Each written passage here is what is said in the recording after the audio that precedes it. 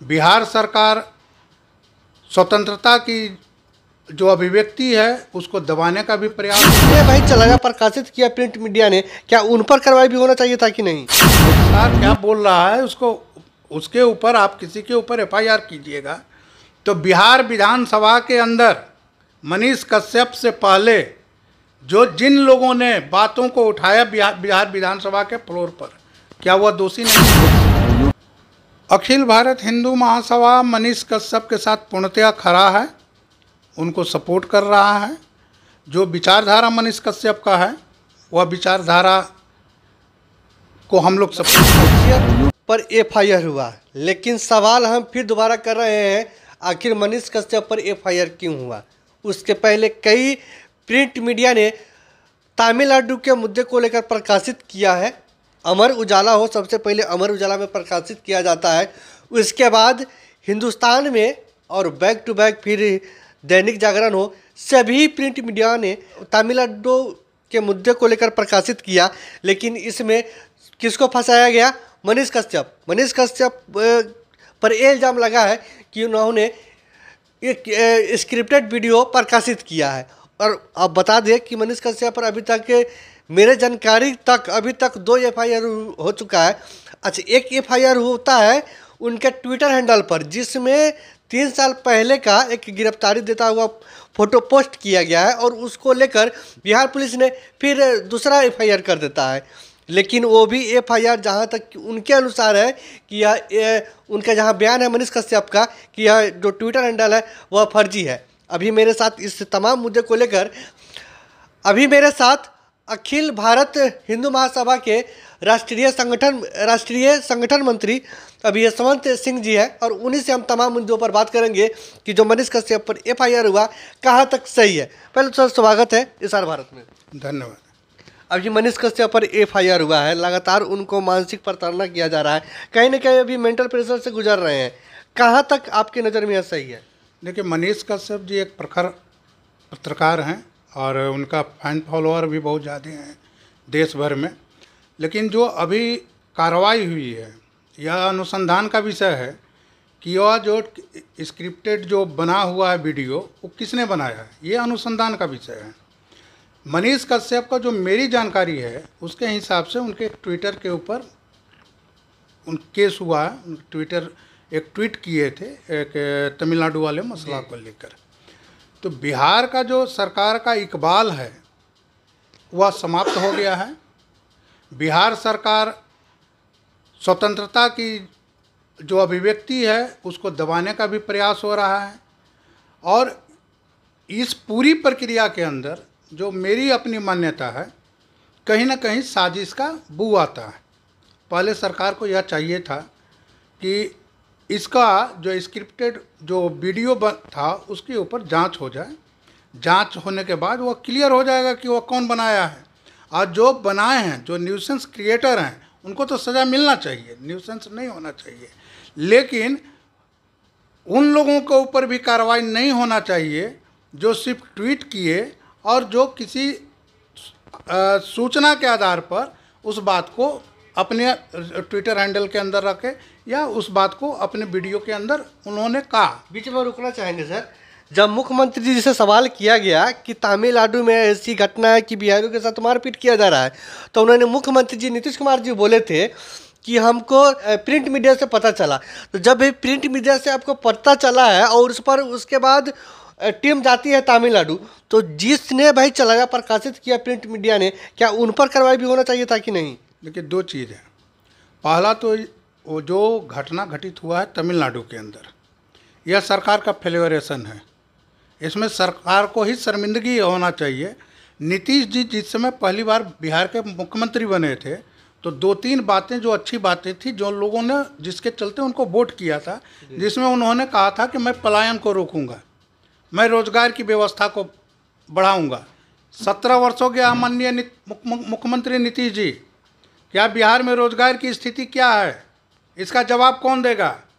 पलायन लोग कैसे कर रहे हैं, इसका जवाब कौन देगा? क्या आप शिक्षा के क्षेत्र में लड़कों का पलायन रोक पाए क्या? मजदूरों का पलायन रोक पाए क्या?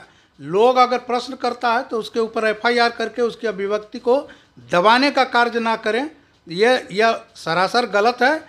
और यह तो सरकार के लिए शर्मिंदगी का विषय है कि लोग यहाँ से पलायित होकर मजदूर, आप कोरोना के कालखंड में भी आप देखेंगे हिंदुस्तान के अंदर अगर सबसे ज़्यादा कोई लेबर कहीं आया था तो वह बिहार में आया था।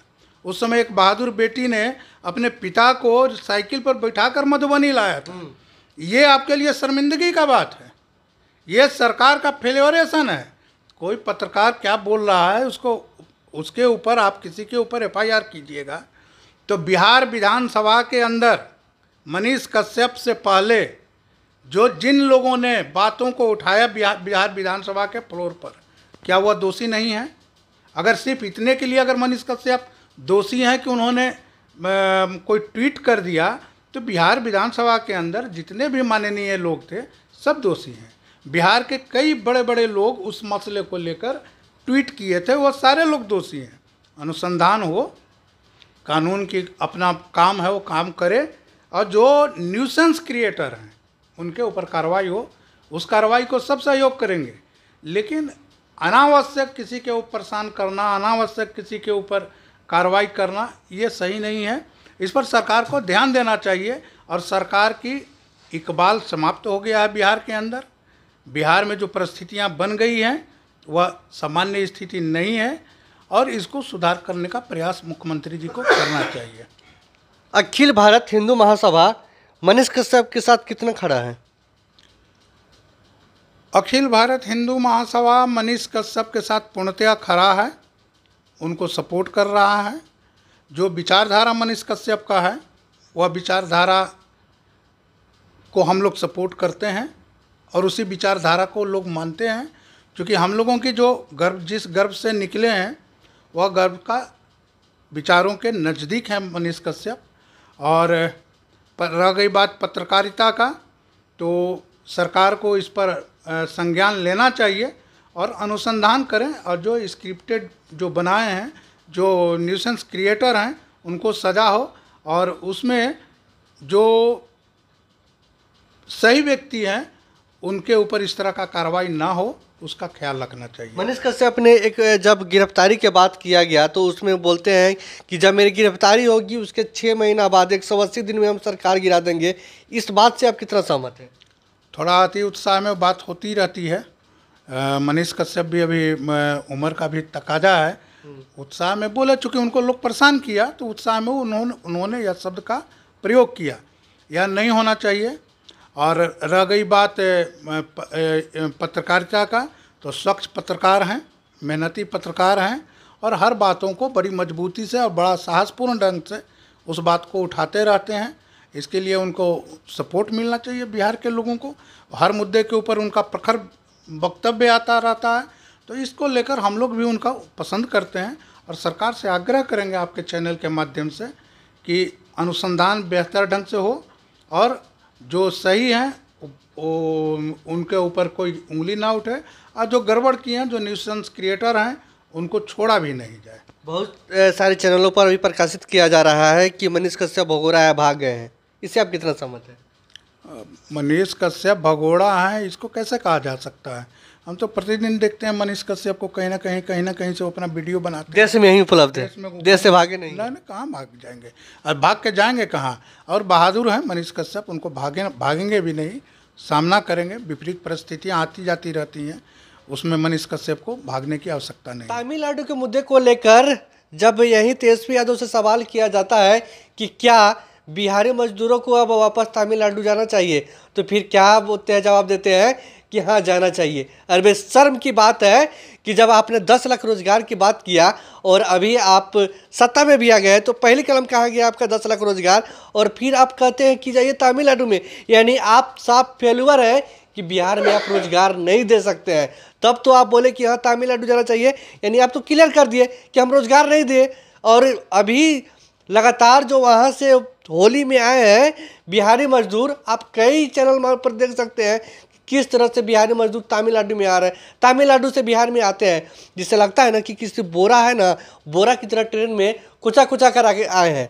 बाथरूम के बोगी में बंद होकर आए हैं तमिलनाडु से बिहार। बाकी इस वीडियो के बारे में अभी क्या रहा है कमेंट बॉक्स में टाइप कर सकते हैं। तब तक जय हिंद।